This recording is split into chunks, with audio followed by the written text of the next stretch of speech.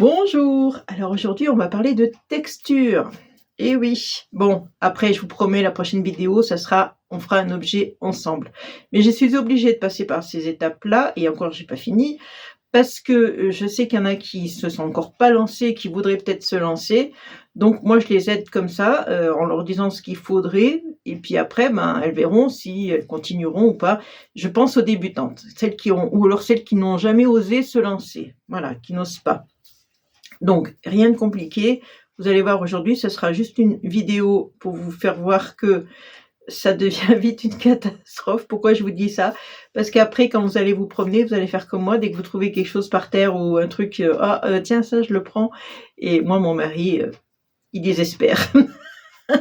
Donc, je vous montre un petit peu tout ce que vous allez garder après cette vidéo, malheureusement. Là, tant pis pour vous.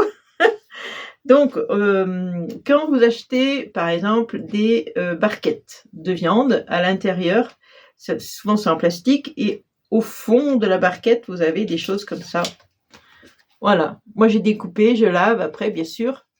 Et vous avez recto verso, ça dépend ce que vous voulez faire. Mais pour faire des gaufres, ça va très bien. Voilà.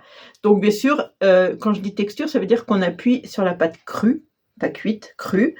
Et après, on fait des marques sur la pâte, hein, tout simplement. D'ailleurs, si j'avais un bout de pâte quelque part, est-ce que j'ai un bout de pâte là?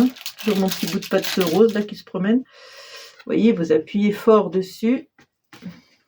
Et quand on enlève, je ne sais pas si vous allez voir, on a des... je ne sais pas si vous allez voir. Ça vous fait une texture. Bon, c'est petit, hein, mais bon. La texture, c'est ça, hein, c'est le principe de marquer la pâte.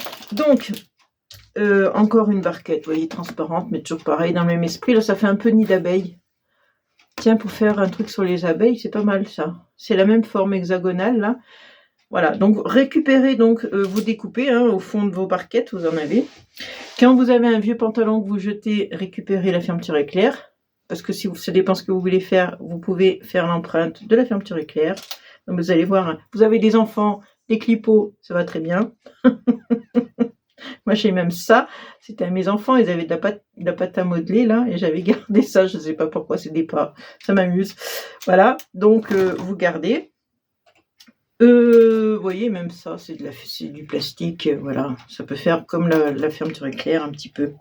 Il y avait passé un temps à Action des sets de table comme ça, j'en ai acheté un, je l'ai coupé, et ça me fait une texture. Pareil. Le tissu fait la texture. Ça, c'est du tissu. Voilà. Si vous voulez faire un effet, par exemple, jean, on pourrait le faire. Ça tient en vidéo. Voilà. Vous voyez, je ramasse des petites merdes comme ça. C'est le cas de le dire.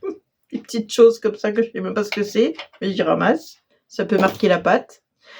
Les filets à fruits. Vous voyez, quand vous achetez, par exemple, un filet d'orange ou je ne sais pas de quoi, je ne sais pas, des avocats, je ne sais pas. Récupérez les filets. Alors, un bout de filet, hein, là j'ai juste un bout, hein, je récupère pas tout le filet, c'est pas la peine, on fait pas des choses énormes comme ça. Vous voyez, vous avez des filets comme ça aussi. Ces filets comme ça, là. L'autre, il était plus plastique, celui-là, il fait plus comme tissu un peu. Ça fait des trucs comme ça, voilà. On récupère. Vous avez par exemple un coquillage. Là, derrière le coquillage, là. Ça marque la pâte, ça marque même très bien la pâte. Les bouchons de feutre, au bout, vous avez souvent des formes comme ça marque la pâte. Les boutons, alors moi j'ai beaucoup de boutons que j'ai gardés depuis pas mal d'années, donc du coup j'en ai pas mal. Vous voyez ça fait des jolis dessins sur la pâte quand vous appuyez dessus. C'est des boutons, hein, tout simplement. Vous voyez, derrière il y a le truc, hein, petit bouton. J'ai ces boutons feuilles, donc c'est super pour faire des petites feuilles en fimo. Derrière, vous voyez, hein, c'est vraiment un bouton, hein. Je vous invente pas le truc, hein. J'ai même un lion, il est beau celui-là, on dirait Peugeot un peu, je vais pas leur faire de la pub. Voilà, ça, un lion, voilà, tous les boutons comme ça qui sont sympas, jolis, hop, vous gardez. Ça peut être un vis, si vous tournez sur votre pâte, ça là, ça vous fait des raies comme ça, c'est sympa. Alors il est un peu petit celui-là, moi je demande à mon mari s'il n'a pas un vis beaucoup plus grand que ça irait mieux. Les chaînes, bon ça c'était des chaînes à lunettes. Vous pouvez marquer sur votre pâte avec une chaîne. Ça le fait. Ça le fait très bien. À la fin, là, je vais vous dire les 2 textures essentielles qui sont pour moi essentielles. Vous allez voir. La dentelle. Vous voyez, ça vous fait des jolis dessins, ça, la dentelle. Si vous voulez faire des bijoux, prenez un morceau de dentelle, vous appuyez sur votre pâte avec votre rouleau et ça vous fait des super marques. Hein. Mais ça, vous la posez bien comme il faut sur la pâte, vous prenez votre rouleau, vous roulez. Ça fait des très très très jolies marques. Si vous avez par exemple des, comment on appelle ça, des breloques, voilà. Une pierre ponce, ça fait bien aussi ça. Ça c'est pas mal, ça j'en trouve moi parce que j'ai un lac vers chez moi et il ramène plein de trucs. Ça c'était un truc de pâtisserie, pareil pour marquer la pâte. Vous voyez il y a plusieurs trucs dedans, on peut changer l'embout. Je m'en sers pas donc voilà, ça je l'avais acheté à Noz, vous voyez un truc à 2 balles comme ça. Il me sert que pour, la fimo. Attention, tout ce que je vous montre là, ça doit rester dans votre atelier. Hein. Ça ne va pas en cuisine. Hein. Vous restez bien avec votre atelier. Donc, comme je vous disais tout à l'heure, des petits coquillages, ça fait bien aussi. Donc, on va arrêter là. Hein, vous avez compris. Hein, tout ce qui fait une marque sympa, bien sûr que ce soit un peu joli. Une marque sur votre pâte, vous gardez, forcément. Ensuite, c'est là où je vous dis des fois que le scrap rejoint la fimo. Vous pouvez prendre un dies, ça c'est un dies, voilà. Vous appuyez sur la pâte avec votre dies, ça vous fait une belle marque. Vous voyez, il était là, tout simplement. Hein. Voilà. Vous pouvez faire tout. Et bien sûr, vous avez les plaques du commerce. Vous pouvez acheter des plaques exprès. Moi j'en ai là, voilà. Ça c'est des plaques achetées exprès. Pour ça c'est imitation bois, vous voyez.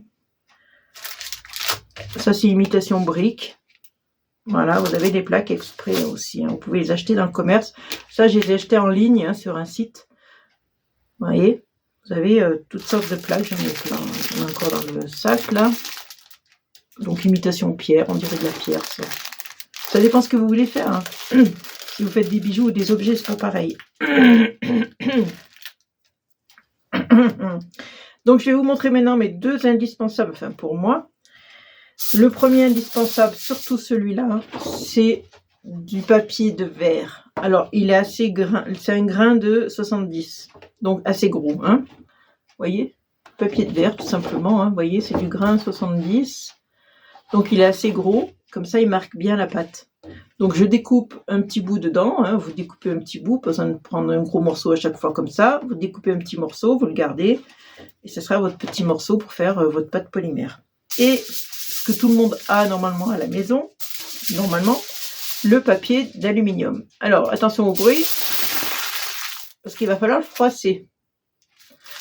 Et après, vous le défroissez, ou vous le laissez comme ça, et vous tamponnez votre pâte, ça vous fait un effet cuir. Ou alors, vous le défroissez, vous aplatissez, j'arrive plus à le défroisser, vous aplatissez sur votre pâte, et ça vous fait aussi un effet cuir. Ça va être comme le double face, je vais pas y arriver. Bon, ouais, vous avez compris, quoi. Vous le défaites, je vois rien en plus, vous le défaites et comme ça, quand vous aplatissez sur votre pâte, hop, ça vous fait des marques. Et ça fait très bien l'effet cuir. Ça dépend ce que vous voulez faire, quoi. C'est toujours pareil. Hein. Si vous faites même un bijou, on peut faire un bijou effet cuir, j'en ai vu, j'en ai fait, même moi. Donc oui, pourquoi pas. Comme je vous ai montré la vidéo d'avant, c'était un portefeuille. Donc vous pouvez faire plein de choses. J'ai même un bijou, là c'était une feuille. Vous voyez, c'est un bijou. Hein. Donc, vous pouvez très bien marquer votre pâte avec ça. Ça vous fait un effet feuille, plutôt que d'aller chercher une feuille dehors ou je sais pas où. Pourquoi pas? Après, tout ce que vous allez voir, eh ben... Alors, maintenant, moi, j'ai arrêté, hein, parce que j'ai ce qu'il me faut, j'arrête. Mais au début, c'est vrai qu'on a tendance à tout garder, puisqu'on se dit, ça peut faire. Voilà. Donc, les tampons, c'est pareil. Tampons qu'on a en scrap, vous pouvez les appliquer sur la pâte, ça marche très bien, je le fais des fois. J'ai des tampons de scrap que je me sers pratiquement pas, ouais jamais, et je m'en sers pour la fimo. Voilà, ils servent pour marquer ma pâte en fimo, vous avez des jolis motifs, c'est super sympa. Voilà, donc je pense que j'ai fait le tour à peu près. Bon, vous allez trouver d'autres choses, vous aurez d'autres objets, mais c'est aussi bien, tant mieux. Je vous fais de gros bisous et donc je vous dis la prochaine fois on fera un cupcake ensemble puisqu'on va utiliser le papier que je vous ai montré, donc le fameux papier voilà, comme ça, le papier machin, et on fera des cupcakes très colorés comme j'aime beaucoup faire. Voilà, on fera ça.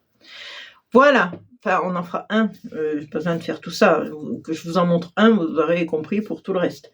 Voilà, donc je vous laisse, je vous fais de gros bisous et je vous dis à une prochaine vidéo. Amusez-vous bien, bisous bisous.